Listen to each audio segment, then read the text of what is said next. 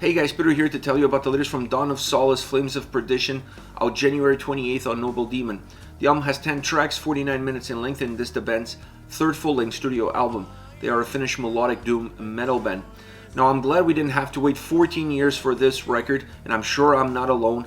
And it's obvious that the continuation from Waves into this record really offers a sense of path, and it really propels this album in a very similar direction but with different attributes. So having two albums really close together has a very positive impact on both of them, because you see the continuation, you see the growth, and you have that immediate impact in such a short span of time. Now once you look at the construction of this album, I was a huge fan of how the album starts. I'm just not a huge fan of how the album ends. The album does have a path, it does have a journey, but the path becomes really unclear the deeper you go into this record. And I feel like if you move a couple of songs around, you can create a much better roadmap for the entire experience of this album. If you move a song like Skyline to the last track, perhaps the one before the two bonus tracks, that song has all of the elements of closing off a record. And then if you move Serenity a little bit higher up, an instrumental melancholic track that's absolutely outstanding. If you move this song a little bit upper, you create this flow at the beginning of the record that you feel like with each and every single track, you're sinking into this hole of darkness. And then Serenity becomes that pit, that end when you reach that rock bottom. And everything that comes after that, it would be that climb upwards out of that dark hole, and you start to see the light at the end of that tunnel. And with each track, the light becomes brighter and brighter. This wouldn't take anything away from the darkness that the album holds. It would take nothing away from the atmosphere of the record, but definitely would make the progression and the fluidity of the album feel a lot more continuous than what it currently is. Once you move into the sound, this album has an incredible soundscape. You see a lot of the elements from Waves on this record, and you see a lot of additions. I think the things that come out at least the most, that become more apparent to the listener immediately the moment you start going through it, is that this album feels richer in sound and experience and existence. It has a more warm nature to it. It's also a much darker record, and you could look at these two elements and say, how can you have a dark album that feels welcoming, that feels warmth?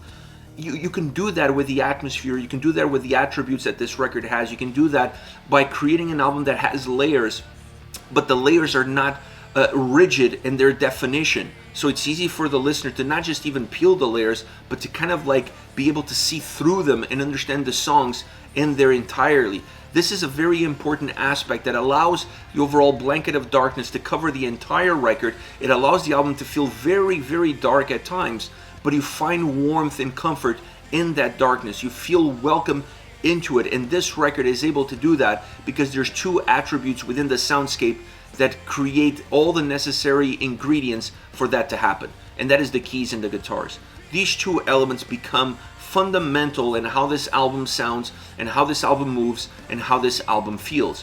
When you look at the keys, they're beautiful, they're melodic, they offer a sense of progression on every single song that they have a predominant role in, and they create an incredible atmosphere. They also give a sense of stripping the tracks down at times, not just adding a layer, not just adding melody, not just adding atmosphere, but at the same time stripping everything down to the bare bones and being naked in front of the listener. The atmosphere that creates is a lot different. It's raw, it's organic, it feels more emotionally connected, and I really love this aspect of the album. On the other hand, you have the guitars, and the guitars have this duality between the acoustic guitars and obviously the heavier side of the guitar sound. The acoustic guitar sound fits with what's happening on the keyboard side because they also strip down the record. They give you more a bare bones feel, they give you more a campfire approach, something more personal, something closer to the heart. And I think that's where you're going to find the warmth. The warmth comes from that essence of sound, what it represents, the pictures that it draws in front of you. And then once it starts to move from the acoustic sound more into the heavier sound, you start to see the darkness take over, and the feeling, that warmth completely dissipates and it goes away, and the tracks become completely different from that perspective. But that ambiance that was originated by the acoustic sound stays through, even though it may not be there anymore. So what the keys and guitars are doing throughout this entire record really is the heartbeat, the soul of the whole album. And obviously then you have the vocals coming in. Nico is phenomenal. He has an incredible voice, the perfect voice in my opinion for the atmosphere, for the soundscape, for that warmth that's created throughout this entire record. On this album, I feel like he digged even deeper into what the soundscape was all about. The elements that we're getting from the keys, from the acoustic guitars, this sense of warmth is really well represented in how he approaches his vocal performance. I'm not saying that I didn't feel like he was connected with the songs on the previous record, for example, but I feel on this album it's a little bit better. It has a little bit more definition. He's giving himself a little bit more of a nuance in how he delivers those lyrics and the tone that he uses, certain words, the way he emphasizes them at the end of sentences or pre-chorus or in the chorus makes the songs feel a little bit more natural and not necessarily forced down a specific path. So his vocal performance was outstanding throughout this entire record.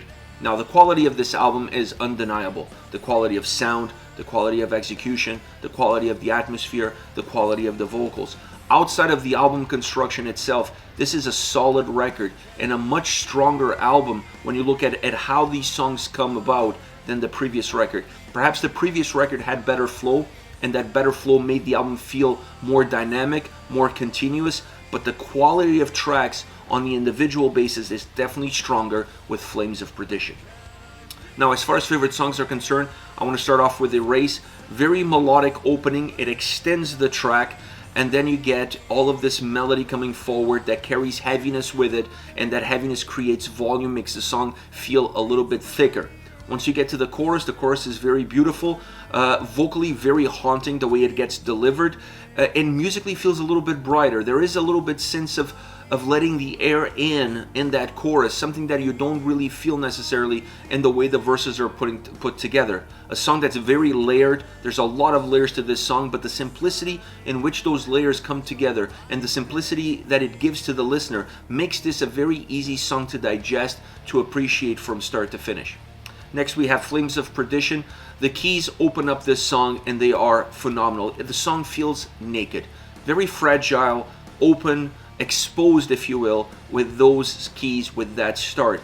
And the vocals enhance that same aspect, that same atmosphere, that sense of being fragile, of being alone, of being in front of an audience. It just gives you this naked perspective of how the song gets started. The atmosphere is phenomenal, but the keys and vocals together really create the necessary ambiance. Then you add the acoustic guitars. You're adding another layer on top that has a very similar element that creates a very similar atmosphere. So the atmosphere that this track has and the experience that it gives, it becomes gradually growing as you progress from the beginning all the way, not all the way through, but all the way through this specific portion of the track that feels very connected, that feels very personal. Now, as the song progresses, this is a track that starts to gain a little bit more volume and it starts to gain a little bit more heaviness throughout. So as it started, it's definitely not as it finishes. There's an exponential growth as far as sound, as far as essence, and the atmosphere that you had there at the beginning, it starts to dissipate as the layers get added on. So you start to see the song morphing, becoming something else, becoming more aggressive, becoming more intensive, and the only thing that really connects the first side of the track with the second side of the track is the consistency of the vocals. That becomes the red line all the way through. Last but not least, Black Shores, heavy track in the opening. The opening sounds very heavy. It has this weight to it. It feels also very methodic in its movement. It doesn't move really fast. It takes gradual steps, if you will. The vocals help you navigate through it and really help you understand exactly what the path is going to be like. Now, there are some moments that feels almost like the song stops. The keys come in, the keyboard sound comes in, and it almost stops the track completely. I mean, not that the track was moving fast, like I said, was very methodic in the steps that it was taking, but the keys come in and almost stop this complete track and allow you to really absorb everything that happened up until that point. As it pushes forward, it starts to gain momentum. The song becomes heavier, but it also picks up speed. It gains life. It starts to move a lot more, not just moving forward, but it starts to move up and down a little bit better. It starts to gain energy, and it gains energy musically, and then obviously vocally you have the same results happening, because you have to feel like everything is coming together. So the vocals have to create a sense of a box, embrace the sound in order for everything to come together as one. And that's exactly what starts to happen from that point on. And then it stays very consistent from that way all the way to the end of the track. So it's a song that has two momentums to it. It starts more methodic, with a more methodic approach, pauses, and then that pause allows the song to reset and become something completely different from that point on all the way to the end. More dynamic, more alive, more robust, more direct. This is it. Dawn of Solace, Flames of Perdition, out January 28th on Noble Demon. Let me know your thoughts on the band, on the singles. Use the comment section below. I'll be reading those and getting back to you. Take care, guys.